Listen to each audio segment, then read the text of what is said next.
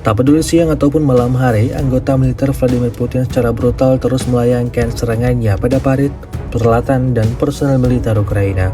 Terbukti pada sebuah rekaman yang ramai beredar di media sosial Telegram pada Jumat 31 Mei 2024. Dalam rekaman tersebut memperlihatkan kerja tempur penembak gitu Rusia di wilayah Belgorovka dan Lesnistevko dalam menggempur posisi Ukraina. Tak terhitung ada berapa peluru yang berhasil dibidikan tentara Rusia di area ini. Namun dapat dilihat ada lebih dari 10 tentara Ukraina yang tumbang atas aksi penembak gitu Rusia. Selain itu, lubang persembunyian tentara Ukraina turut diledakkan angkatan bersenjata Rusia. Akibatnya kerugian besar mau tidak mau harus diterima angkatan bersenjata Ukraina. Beredarnya video ini menuai beragam komentar dari warganet.